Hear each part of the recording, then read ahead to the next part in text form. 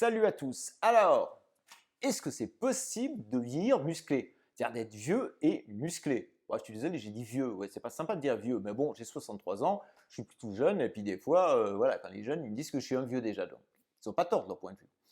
Alors, vieux et musclé, est-ce que c'est possible ou c'est impossible? Alors vous savez, on croit souvent, on se dit souvent, ouais, à partir de 50 ans, surtout 60 ans, bah, c'est normal, quoi. On a de moins en moins de chic, on a de moins en moins la niaque, il faut s'économiser, il faut pas trop bouger.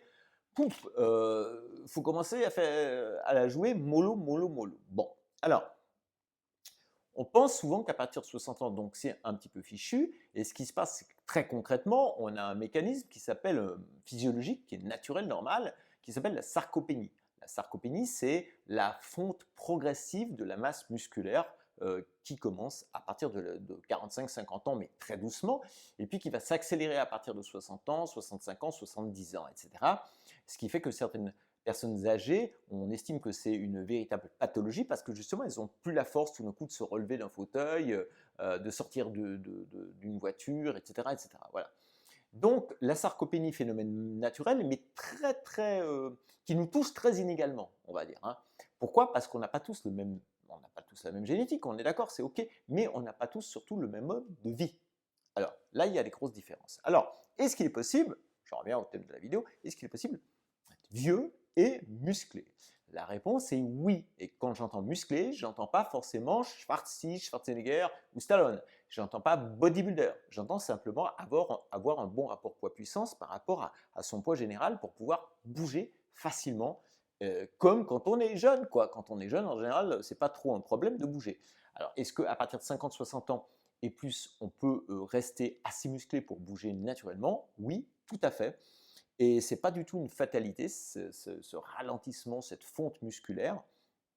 En fait, ça, on peut ralentir le processus. Et je vais vous citer une étude américaine qui a été produite il n'y a pas si longtemps par une université américaine, en fait, et qui est une méta-analyse. Donc, une méta-analyse, une méta-étude regroupe différentes études. Donc, c'est une synthèse en quelque sorte et qui portait sur un total de 1000 participants qui suivaient un programme, enfin une partie des participants suivaient un programme de renforcement musculaire, tonification musculaire, musculation, appelez ça comme vous voulez, et puis une autre partie, c'était le groupe témoin qui ne le faisait pas. Et on a fait ça sur des gens qui avaient entre 60 et 90 ans, pardon, entre 60 et 90 ans, voilà, donc qui commençaient à entrer dans l'âge, enfin 60, on commence à rentrer dans l'âge un petit peu où ça commence à grincer, à couiner. 90 ans, c'est déjà un bel âge. Alors, les résultats ont montré qu'il y avait des résultats significatifs. Les résultats ont montré qu'il y avait des résultats. Les résultats ont montré qu'on pouvait avoir des gains significatifs. C'est mieux comme ça. Alors, on peut avoir des gains significatifs. C'était de l'ordre, d'après ce que j'ai noté, oui, c'est de l'ordre de 20 à 30% d'amélioration, d'augmentation de la masse musculaire. Donc c'est pas mal, c'est pas rien, c'est pas négligeable, d'accord. Et puis une chose très importante et intéressante aussi par rapport notamment à cette étude, mais qui a été constatée d'une manière générale maintenant souvent, vous savez, on dit souvent que pour faire de la musculation, du renforcement musculaire en quelque sorte, ou des exercices, hein, pas forcément avec des poids, mais qui renforcent vraiment la masse musculaire, il faut faire des exercices plus ou moins autour de 70% de la charge maximum qu'on pourrait soulever une fois. Bon, on s'est aperçu que chez les personnes à partir de 50 ans, il n'y a pas besoin de mettre autant de poids. Que si on soulève 50% plusieurs fois, hein, 50% de cette charge maximum, ça suffisait pour avoir des bons résultats et parallèlement, et même meilleurs, et parallèlement surtout pour économiser et préserver ses articulations. C'est très très important parce que c'est le point faible aussi qu'on a en prenant l'âge, nos articulations deviennent plus fragiles. Je dirais que c'est même encore presque plus euh, embêtant, prégnant que simplement la masse musculaire. Il y a aussi ce souci. Donc pour préserver ces articulations, bien s'échauffer bien sûr, mais on n'a pas besoin de faire des efforts monstrueux. En fait, en gros, un effort de 50 à 70% de la charge maximum, c'est un effort que vous pouvez répéter normalement 10 à 25 répétitions. Ça veut dire que vous pouvez faire 10 à 25 répétitions. Vous voyez, voilà. Vous n'êtes pas obligé d'en faire autant d'ailleurs, mais ça veut dire que vous pourriez faire ça. Moi, ma pratique, et ce que j'ai remarqué autour de moi en général, c'est que le but, c'est simplement de réveiller ses muscles, quoi. De leur dire, hé, dis donc, là, Use it or lose it, comme disent les coachs américains, c'est-à-dire utilise-le ou alors sans ça tu le perds. Le muscle, il a plus de raison tellement de rester là au bout d'un moment si on ne s'en sert jamais, jamais, jamais. Et si vous êtes sédentaire en plus et que vous commencez à avoir 50, 60, 70 ans, plus que jamais, il faut préserver cette masse musculaire. Et préserver aussi ses tendons. Donc ça ne veut pas dire s'éclater comme un fou. On n'est pas en train de faire des championnats olympiques d'haltérophilie ou de strongman. Hein. C'est pas vraiment ça dont je suis en train de vous parler, bien sûr. Alors, ça, c'est très important. La sarcopénie aussi, et puis cette fonte de masse musculaire, touche essentiellement et plus rapidement. C'est vrai, on a deux types de fibres musculaires, enfin, c'est un peu plus compliqué, mais disons, on a deux principales, c'est les fibres de type 1, celles qui sont très fines et qui sont des fibres très endurantes, très oxygénées, qui vraiment fonctionnent avec de l'oxygène, mais qui ne sont pas très puissantes, mais elles sont très endurantes.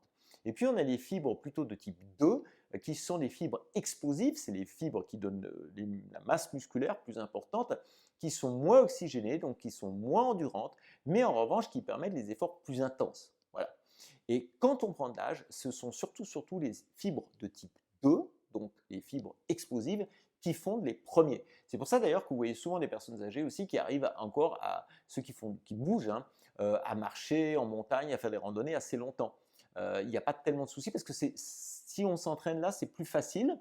Par contre, les fibres de type 2 vont des fois disparaître un petit peu plus rapidement. Donc, il faut éviter ça. C'est pour ça que moi, ce que je vous encourage à faire, c'est simplement des efforts de résistance, qu'on peut appeler ça musculation, tonification musculaire, si le mot musculation vous fait peur, il n'y a pas de souci, renforcement musculaire, si vous préférez. Mais en fait, le but, c'est simplement de soulever soit son propre poids, soit des charges, de transporter des charges en ayant la bonne position, bien sûr, enfin de faire quelque chose de musculaire qui engage avec une relative intensité la musculature pour que vous sentiez que vos muscles ont travaillé à un moment donné.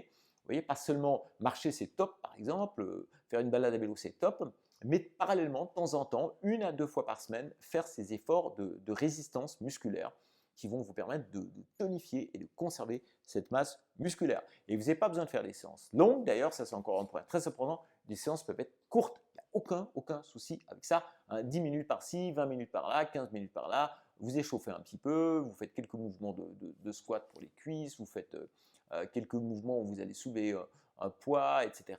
Ça suffit, mais simplement, il faut le faire intelligemment, bien sûr, il faut savoir ce qu'on fait. Mais voilà, donc c'était mon conseil du jour. En fait, puis surtout mon concept du jour, vieux et musclé, c'est possible.